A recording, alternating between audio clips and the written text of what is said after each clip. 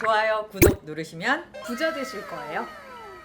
안녕하십니까. 돈을 향한 말초적 신경을 인정하라 경제적 본능 윤진아 기자입니다. 주주의 이익을 보호하라는 문구를 상법에 넣는 것을 핵심 내용으로 하는 상법 개정. 최근 민주당을 중심으로 강력한 드라이브가 걸리고 있는데요. 여기에 맞서서 재계는 결사 반대를 외치고 있습니다. 예. 네. 그래서 상법 개정을 원하는 투자자가 워낙 많기 때문에 재계는 도대체 왜 그러냐, 도대체 무엇을 걱정하고 있고 어떤 대안을 가지고 반대하는 거냐 궁금하신 분들이 굉장히 많을 것 같아서요. 그래서 모셨습니다. 진성훈 코스닥협회 그룹장님. 안녕하세요. 안녕하세요. 요즘 길거리 다니실 때 욕을 먹거나 그러시는 건 아니시죠? 많이 먹고 있습니다. 그렇습니까? 왜냐하면 워낙에 많은 투자자들이 상법 개정을 원하고 있습니다. 예, 맞습니다. 그건 인지를 하고 예. 계시는군요. 그렇지만 용감하게 나오셔서. 아, 지금 말씀하시는 것들 음. 중에 아마 투자자분들이 오해하고 계시는 것도 있고요. 음. 아마 재계에서 주장하는 부분들이 마치 뭐 소액 주주를 보호하지 말자 이런 식의 주장은 아니거든요. 네. 이게 지금 상법에 들어감으로 인해서 실제적으로 이제 기업들한테 가져올 수 있는 혼란이라든가 음. 이런 부분을 좀 최소화시키면서 음. 소액 주주를 보호할 수 있는 방안을 찾아보자 이런 아하. 방법이 될 것 같아요. 알겠습니다. 구체적인 내용 우리 투자자분들이 지금 굉장히 지금 소매를 걷어붙이고 예, 예. 들으시는 분들도 있을 테니까 한번 이제 설명을 계속 해주시면 감사할 것 같습니다. 예. 그러면 국내 주식 시장이 나홀로 추락하고 있잖아요. 심지어 전쟁을 벌이고 있는 러시아와 비슷한 수준인데 이것의 원인은 지금 다 지목하고 있는 게 이거다. 신뢰가 전혀 없는 시장, 주주의 이익을 전혀 보호하지 않는 시장 때문이다. 이런 분석에 대해서는 그럼 어떻게 생각하세요? 주주의 이익을 보호하지 않는다라고 음. 하는 말은 이제 약간 좀 음. 많이 양극단으로 치우친 비하기 말일 심하다. 거고요. 예, 예. 이제 보통 이제 증시 전문가들이 얘기를 할 때 우리나라 시장에 대해서 왜 투자 안 하냐라고 얘기를 하게 되면 뭐 지정학적 리스크라든가 실제로 트럼프가 되고 나서 반도체주가 약해졌다라든가 네. 실제로 반도체주의 전부 1차 벤더들이 코스닥 기업이나 중소기업일 텐데 그 기업들의 주가가 하락하고 있으니 시장 자체가 매력이 없다. 이런 식의 말씀도 많이 하세요. 네. 근데 정확하게 말을 하게 보면 코스닥에 이제 1,800개가 넘는 회사가 존재하거든요. 음. 그리고 굉장히 트렌드도 빠른 시장이에요. 특히 그리고 코스피보다 코스닥은 훨씬 그렇겠죠. 훨씬 빠르죠. 예, 그리고 개인 투자자가 90%를 차지하는 시장이라 네.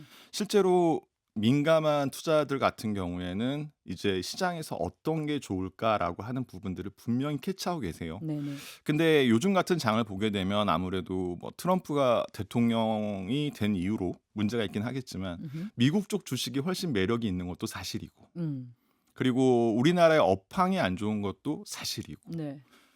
그리고 이제 더불어서 이제 코인까지 이제 막 왔다 갔다 하다 보니까 아무래도 지금 시장에서 조금 매력 있는 주식들 아니면 매력 있는 포인트를 잘 못 찾는 게 아닐까라는 생각도 들거든요. 네.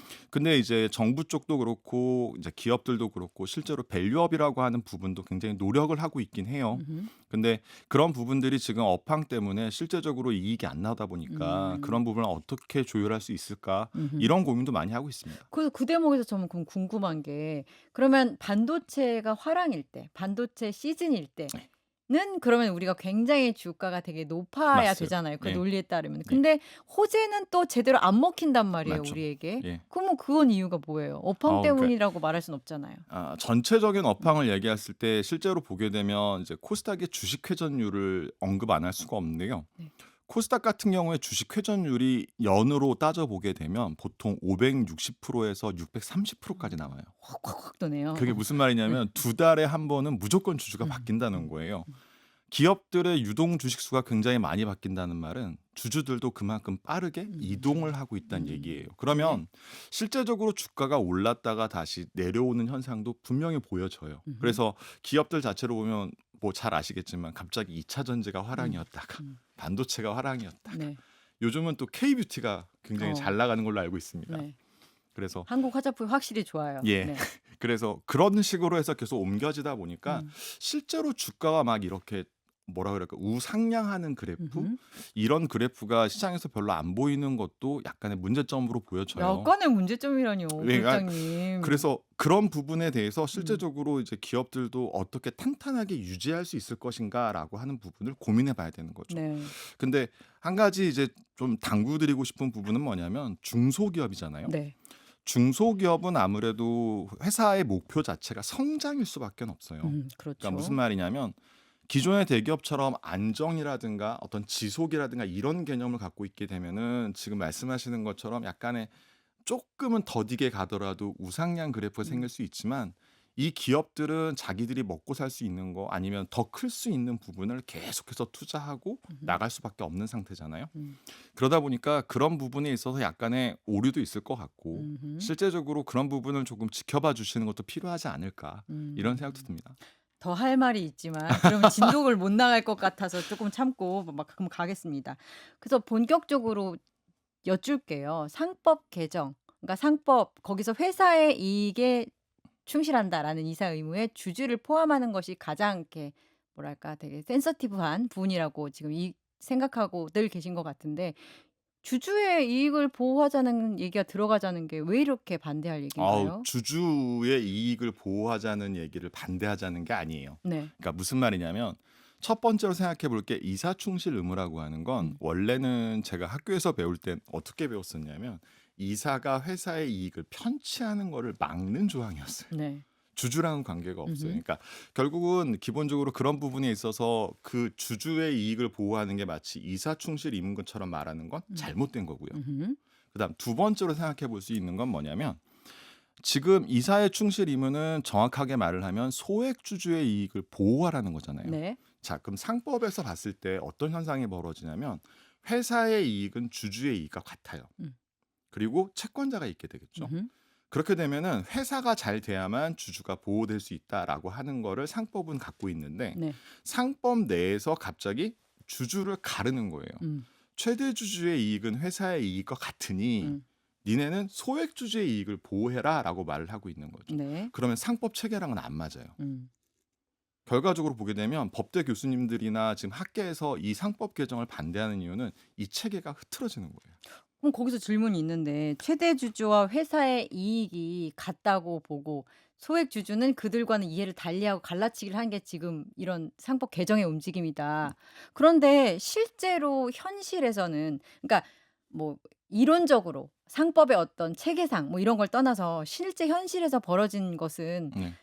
그 최대 주주와 회사의 이익을 등치시키고 소액 주주는 소외시키는 일이 발생했기 때문에 사실 이 모든 논란들이 벌어진 거잖아요. 그러므로 현실에 맞게 상법 체계를 좀 고치자 이렇게도 똑같은 얘기를 할 수 있는 거 아닌가요? 기자님이 말씀하시는 게 맞아요. 음. 그러니까 어떤 말이냐면 그러면은 우리가 지금 생각해 볼 게 뭐냐면 소액 주주가 기업들한테 가장 많이 바라고 있는 게 뭘까요?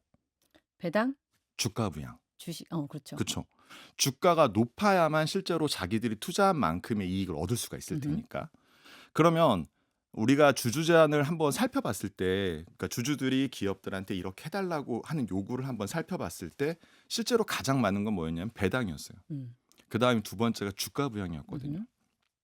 근데 지금 문제를 딱 해가게 되면 어떤 식이냐면 어떤 회사가 분할을 했는데 그때 소액 주주를 보호 못했으니 이거 아닌 것 같아. 음흠. 우리 전체 주주 이익 보호해야 돼라고 음. 말하는 거잖아요. 네. 그게 아니라 정확하게 이거를 팩트로 꼬집게 되면은 첫 번째 사건이 뭐냐면 회사가 자기들의 중심 사업부를 분할하게 되면서 실제로 소액 주주의 이익을 보호하지 않고 회사에 가장 유리한 방식으로 고쳤다는 거예요. 그렇죠. 분할 그다음에 합병 과정에서 그런 게 굉장히 그쵸. 많았죠. 그다음 두 번째는 네.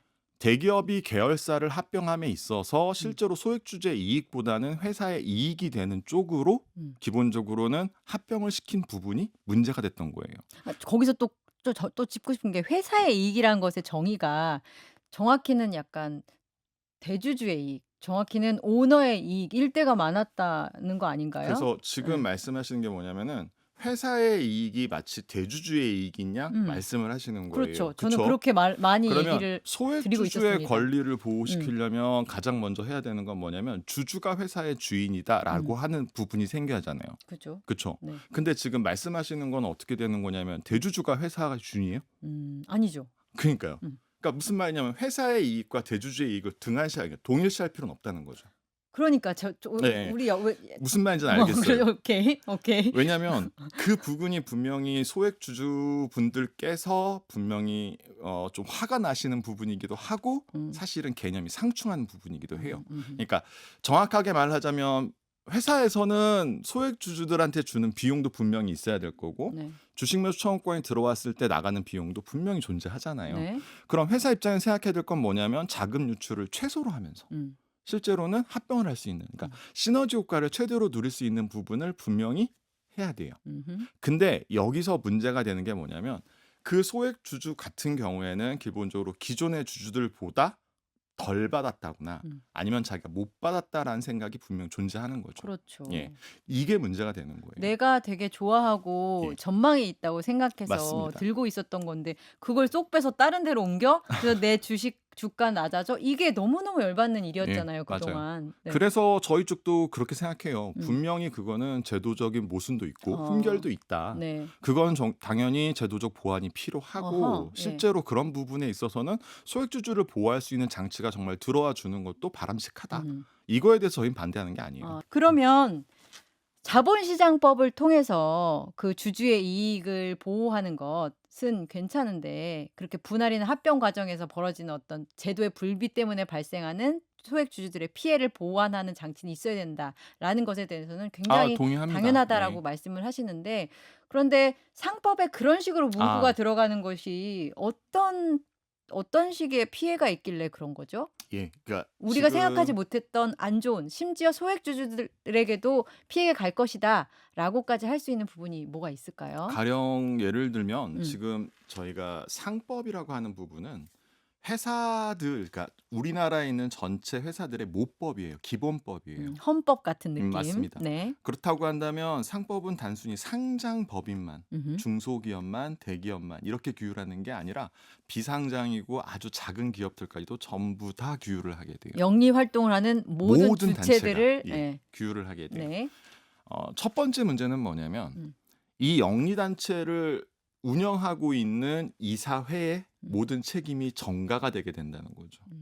결과적으로는 잘 아시겠지만 중소기업들 같은 경우는 실제적으로는 어떤 법적 대응력이 대기업에 비해서 훨씬 엄청 그렇겠죠. 떨어져요. 예. 뭐 저희가 떨어질 정도인데 뭐 중소기업이나 비상장 기업들은 더 하겠죠. 그렇다고 한다면 실제로 우리나라의 배임죄라고 하는 개념을 생각해 봤을 때 어떤 게 생각하냐면 주주들 입장에서 가장 쉽게 소송을 걸 수 있는 방법이기도 해요. 그렇다고 한다면 배임죄 한 번 걸어서 대법원까지 가서 무죄를 받는 데 있어서 2-3년이 걸린다고 생각하면 2-3년 동안 기업들 같은 경우에는 계속적으로 경영 활동이 위축될 수밖에 없어요. 그렇죠. 예, 그게 처음이고요.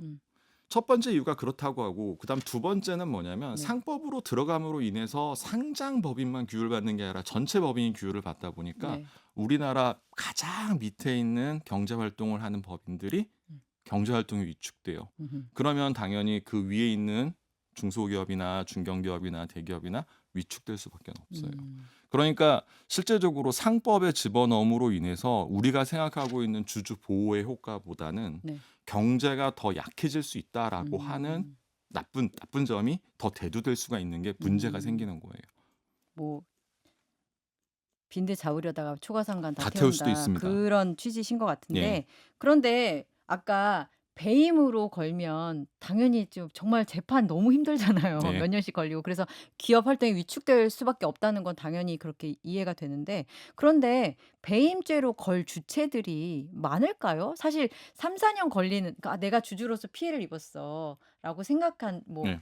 뭐 피해자가 있다고 칩시다. 그러면 그자가 기업을 상대로 3-4년 걸리는 행위를 하는 게 솔직히 경제적 합리성에서는 좀 어긋나 있지 않아요? 그 포인트에서 음. 이제 주장하고 있는 부분이 뭐냐면 일반적인 소액 주주들은 지금 말씀하시는 것처럼 2-3년 동안의 소송 비용을 부담하기도 어렵고 어렵죠. 실제로 소송을 걸지도 않을 거다. 자기가 투자한 돈이 그만큼이 돼야 될 텐데 네. 그것도 아닌데 소송 그렇죠. 걸겠냐. 여기서 나오는 문제가 뭐냐면 행동주의 펀드들이 그렇죠. 문제가 생기는 거예요. 그러니까 네. 해외 자본들이 우리나라에 들어와서 가장 먼저 요구하는 게 주가 부양이라든가 배당을 많이 하게 해달라. 근데 유보금 쌓인 거 전부 다 빼가고 난 뒤에 실제적으로 그걸 안 해주게 되면은 기본적으로 소송을 걸어서 음. 그거에 대해서 회사가 책임을 져라, 이사가 책임을 져라 이렇게 요구를 한다라는 거죠. 네. 그래서 재계에서 주장하는 부분은 그게 해외 펀드의 먹튀 방지법, 먹튀법이 될 수도 있다라고 말을 하고 있는 이유가 거기에 있어요. 그리고 요 근래 들어서 뭐 잘 아시겠지만 KTNG라든가 실제로 현대라든가 현대자동차가 뭐 엘리엇에 당했다라든가 SM 그룹 같은 경우에도 이제 우리나라 펀드긴 하지만 행동주의 펀드에 의해서 실제적으로 주주총회에서 이사를 선임하게 되고 실제로 들어와서 그런 부분들이 많이 요구되어지는 것도 사실이고요. 음흠. 근데 거기까지만 해도 이제 어느 정도 버틸 수 있는 기업들이라 네. 그래도 그 기업들이 어떤 개선의 여지가 있었다라고 한다면 버틸 수 있을 텐데 이게 가장 큰 문제가 되는 건 뭐냐면 그 대응 여력이 없는 중소기업이나 이제 낮은 기업들이에요. 작은 기업들.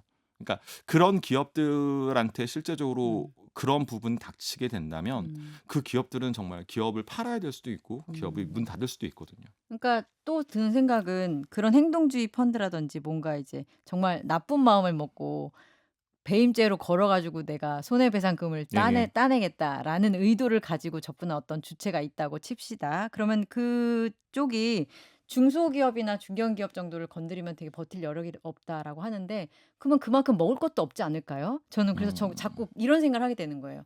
유인이 있을까? 과연 지금 재계나 이렇게 기업하시는 분들이 걱정하는 그런 상황에 대한 유인. 그러니까 남들이 나쁜 놈들이라고 할게요. 나쁜 놈들이 뭔가 먹으려고 하면 먹을 게 있어야 그걸 하든지 말든지 할 거 아닌가 이런 생각도 들어서 좀 과도한 걱정으로 위축된다는 얘기를 하는 게 아닐까? 이런 생각이 아. 들거든요. 외국에서 봤을 땐 음. 실제로 우리나라의 기술력은 굉장히 좋아요. 음. 근데 아까 맨 처음에 기자님이 시작하신 것처럼 실제로 주가가 안 오른 거죠. 음.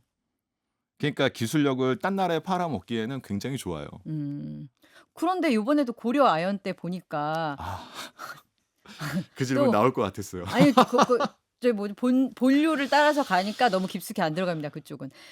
고려 아연 때 보니까 먹으려고 들어왔는데 맞습니다. 맘만 먹으면 더 많이 먹으려고 들어올 수도 있었잖아요. 네. 그런데 안 그랬단 말이죠. 그쵸. 그러니까 근데 1 등하는 데잖아요. 그러니까 정말 먹으려는 의지가 있었다면 저는 먹을 수도 있었다고 네. 봐요. 근데 그 돈 들여서 굳이 이렇게 판단했던 거지 돈이 모자라서 우리가 그만큼 주식을 확보하지 못해서 이건 아니었던 것으로 보이거든요. 그것보다는 제 생각에는 뭐 네. 서로 감정 간의 싸움이 있겠지만 실제적으로 맞아요. 이제 거기 감정도 있더라고요. 예. 감정 싸움도 있겠지만 실제적으로 봤을 때는 그 자체에 대해서 지금 이제 산업 자체가 더 매력적인 산업이 많을 텐데 굳이 이제 그 그 돈을 돈으로? 해가면서 그 사업을 우리가 굳이 인수하는 게 맞나라는 생각을 했었을 거예요. 음흠. 그러니까 그런 부분은 분명히 존재한다고 보여져요. 알겠습니다. 그래서 지금 말씀하신 대로 뭐랄까 그게 직접적인 어떤 효과가 어디 이렇게 구체적으로 어디 나타난다 이런다기보다는 정말 전반에 맞습니다. 예, 그 상법 그러니까 일종의 헌법인 상법에 적용됨으로써 기업 활동 전반을 위축시킨다라는 말씀이신데요. 그래서일까요? 깜짝 놀랐습니다. 전쟁 난 줄 알았어요라고 표현하시는 분들도 있던데 지난 20일에 사장단 긴급 공동 성명까지 반대를 하셨어요. 근데 저는 또 거기서 보면서 웃으면 안 되는데 약간 좀 그런 게 두산 밥켓 막 이슈 있고 그러면은 좀 어떤 분들은 좀 빠지시고 그래야 되는 거 아닌가. 너무 같이 오시니까 좀 그것도 설득력을 못 가졌다. 투자자들이나 대국민 호소 차원에서. 그거 내부적으로 좀 반성 좀 하셔야 되는 거 아닙니까? 사실은 진짜 그 정도로 급했던 거예요. 그만큼 결사적인 그러니까 목소리였다. 급했다라고 보시는 게 맞을 것 같아요. 그러니까 무슨 말이냐면 실제로 이제 아까도 말씀드렸지만 이사 충실 의무라고 하는 게 네. 기본적으로 이제 원래는 마치 이제 이게 그 주주들한테 충실해야 되는 것처럼 회사에 충실해야 되는 것처럼 얘기를 하고 있다 보니까 그렇게 되는 건데 아까 제가 처음에 잠깐 설명을 드렸었잖아요. 이사가 회사의 이익을 편취하지 말라라고 하는 게 이사의 충실 의무예요. 네. 거기에 주주가 들어가는 건 맞진 않거든요. 그러니까 주주가 기본적으로 보호해야 된다라고 하는 거는 이사의 선관주의 의무라고 하는 거에 들어가야 돼요. 선량한 관리 의무. 예, 맞습니다. 네. 왜냐하면 주주의 이익도 보호하고 회사의 이익도 보호하는 결정을 내릴 수 있도록 선관주의 의무에다가 집어넣는 게 맞는데 음흠. 문제는 뭐냐면은 주주의 충실 의무가 딱 들어가게 되면서 소액주주를 보호해야 되고 갑자기 소액주들이 자기들한테 우리들한테 소송할 수도 있죠. 음. 소송을 할 수도 있을 거고 실제적으로 그런 부분들이 굉장히 많이 겁나기도 하고 그다음에 음. 그런 걸로 인해서 지금까지 투자가 되었던 부분들이 실제로 기업의 어떤 단기적 성장보다는 장기적 성장을 위한 것일 텐데 단기적으로 성과가 보이지 않기 때문에 소송을 당하고 있다라고 한다면 이 투자들을 전부 다 철회해야 되거든요. 음흠. 결과적으로는 회사가 10년, 20년의 장기 비전을 보고 계속해서 나가는 걸 텐데 음. 그런 부분에 있어서 마치 이걸 못할 수도 있다라고 음. 하는 두려움이 드는 거죠. 음. 그래서 그런 부분에서 좀 급했던 부분도 분명히 있어요. 음. 근데 그 자체가 마치 우리는 소액주주 이익 보호 안 하겠다 이건 아니라고요. 음. 그러니까 무슨 말이냐면 그 부분에 있어서는 분명 제도적 보완 인정한다. 음. 제도적 보완 해달라. 음. 그리고 제도적 보완이 된다라고 한다면 우리는 그걸 충실히 따를 의무가 되어 있다. 음흠. 준비가 되어 있다.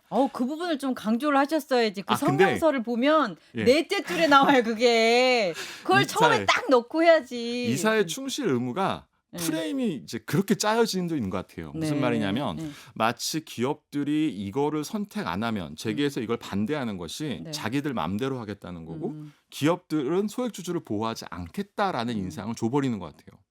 그래 보니까 마치 상법 개정을 반대하니까 이사의 충실 의무를 반대하고 우린 소액주주 보호 안 하겠다. 이렇게 말하는 그렇죠. 것처럼 보여지는 거예요. 아니 그리고 실제로 죄송한 말씀이지만 현실에서 일어났던 많은 사건들 중에 거기에 근접한 예들이 있었지요. 맞죠? 그리고 그거를 아까 말씀하신 대로 필요한 제도다라고 하는 부분까지 없었기 네. 때문에 분할 합방 과정에서 주주들을 보호할 만한 맞습니다. 장치가 네. 없었던 것까지 더해져서 완전히 법적으로 열심히 활동한 결과 소액 주주들이 소외되는 결과가 많이 있었잖아요. 그래서 그 부분이 약간 좀 이해가 필요할 것 같은 게 뭐냐면 네. 실제로 그런 부분에 있어서는 제도적 이제 흠결이라고 음흠. 한다면 당연히 제도적 보완은 분명히 있어야 될 거고 지금처럼 이제 사회 분위기 전체가 이제 밸류업이라든가 기업들이 주주들하고 소통하는 걸 강조하는 시대라면 기본적으로 그런 부분에 대해서 기업들도 분명히 염두에 두고 신경을 많이 써야 된다라고 네. 하는 생각은 하고 있습니다.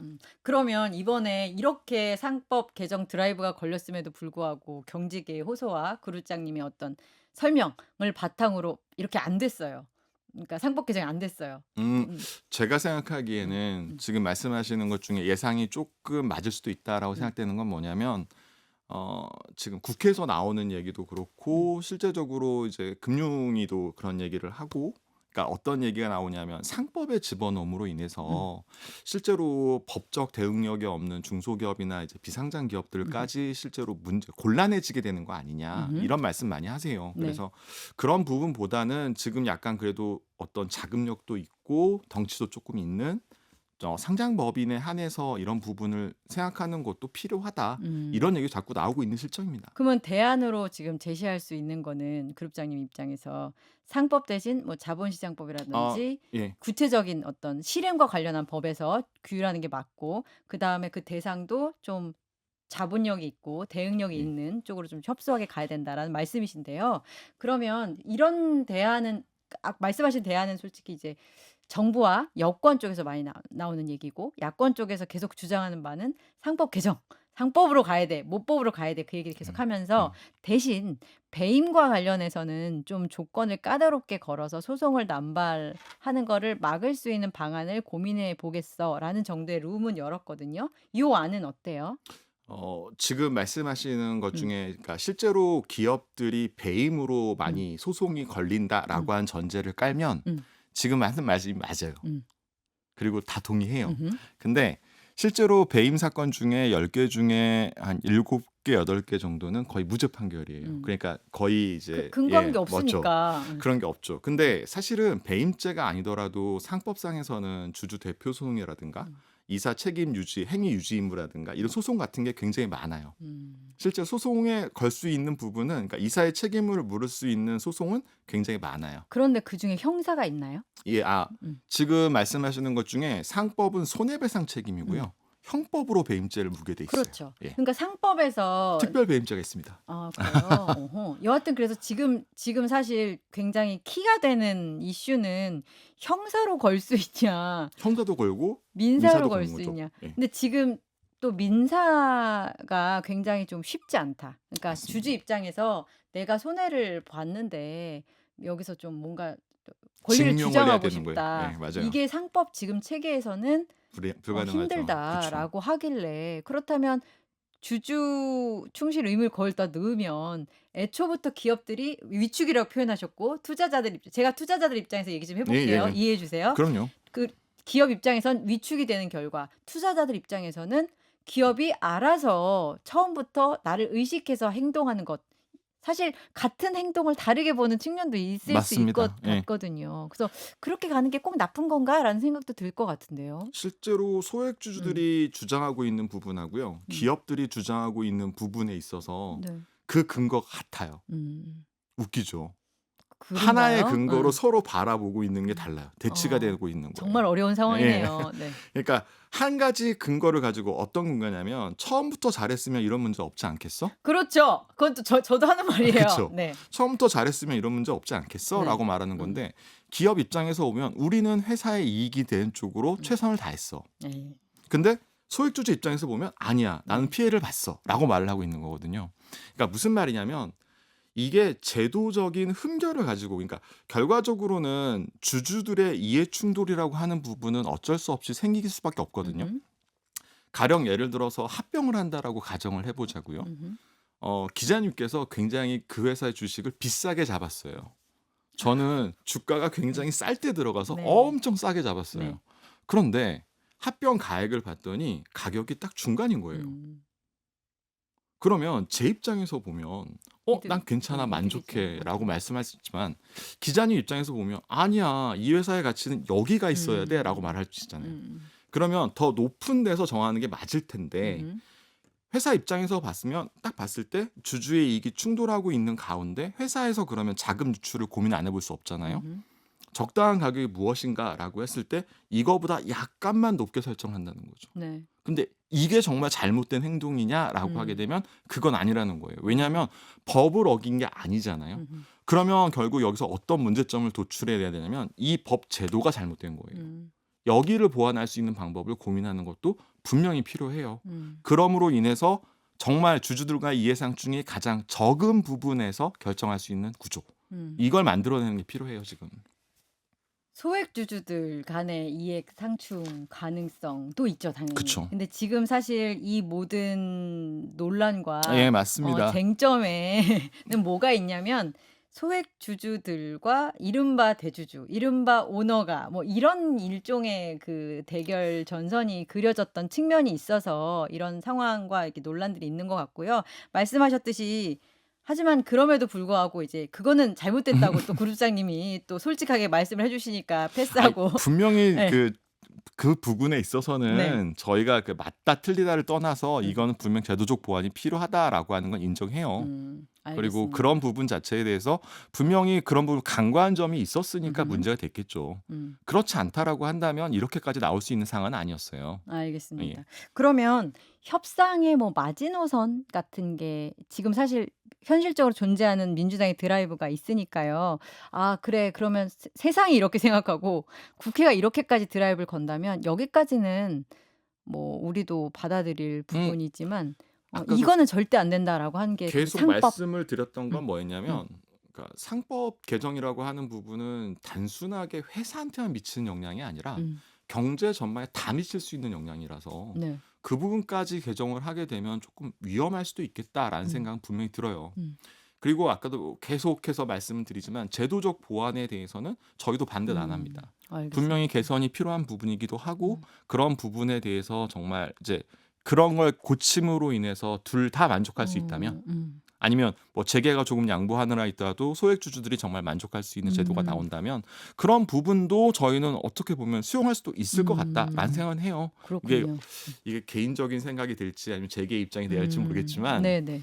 그래도 분명히 그런 부분은 필요하지 않을까라고 생각을 하고 있습니다. 그리고 또 성명 보면 긴급한 그때 성명을 보면 지금 상황이 되게 어렵다. 기업들의 환경이 되게 안 좋다라는 것도 강조를 하고 계시더라고요. 맞습니다. 만약에 지금 말씀하신 전반적인 기업 활동 위축을 가져올 상법 개정이 이루어진다면 기업들 입장에서는 정말 얼마나 힘든 상황이 되는 거예요? 일단 신규 투자는 없겠죠. 신규 투자가 그러니까 바로 가령 예를 들어서 지금 가장 많이 바라는 게 주가 부양이라든가 실제적으로 배당이라고 말씀하셨잖아요. 그래서 제가 한번 자료를 한번 찾아봤어요. 네네. 자료를 자료 굉장히 많이 찾아봤는데 준비해 오셨네요. 지금 저희 코스닥만 봤을 때요. 네. 코스닥만 봤을 때 흑자가 계속 나는 기업이 500사 정도밖에 안 돼요. 1,800사 중에. 그리고 말도 안 적자 되는 지속이라든가 적자 전환 기업도 한 500사 정도가 돼요. 음. 그러니까 이게 무슨 말이냐고 한다면 실제적으로 시장에 상장되어 있는 기업들 중에 반 정도는 배당이나 이런 부분을 할 수 있는 여력이 거의 없다라고 하는 거예요. 근데 우리가 생각해 봐야 될 건 뭐냐면은 기업이 아까 모토가 중소기업의 모토가 성장이라고 말씀을 드렸잖아요. 네. 성장이라고 말씀을 드렸을 때 조금 더 멀리 볼 수 있는 투자를 할 수밖에 없거든요. 왜냐하면 먹거리를 지금 1, 2년치만 보고서 해놓은 다음에 나중에 먹거리가 없으면 네. 회사 망하는 거잖아요. 그러니까 그런 부분도 조금은 고민이 필요하지 않을까. 그래서 여기 나왔을 때 진짜 한마디 말씀을 드리고 네. 싶었던 건 마지막으로 뭐냐면 한번 중소기업도 그렇고 기업들한테 대해서 실제로 아까 회전율 잠깐 언급을 드렸었지만 좀 그러니까 회사에 대한 배려도 좀 필요하지 않을까라는 생각은 해요. 그러니까 당연히 소액주주에 투자자 들어갔을 때 주가 부양이라든가 그다음 투자한 만큼의 이익을 얻는 것도 중요하지만 실제로 기업이 앞을 보고 나간다라고 했을 때 그 기업을 믿고 좀 이지해 주는 것도 또 기다려 주는 것도 분명 필요하지 않을까 이런 부분도 좀 생각해 봅니다. 지금 상황에서 사실 소액 주주들의 권리를 보호하고 결국 그 모든 결과가 다 회사의 이익이 되면 소액 주주들도 좋은 거잖아요. 맞습니다. 그런 선순환이 될 수 있도록 지금 지혜를 모으는 시간으로 생각을 하면 좋을 것 같고요. 그러기 위해서 오늘 설명을 해주신 진성훈 코스닥협회 그룹장님 오늘 너무 감사합니다. 다음에 또 기회가 있으면 모시겠습니다. 감사합니다. 예.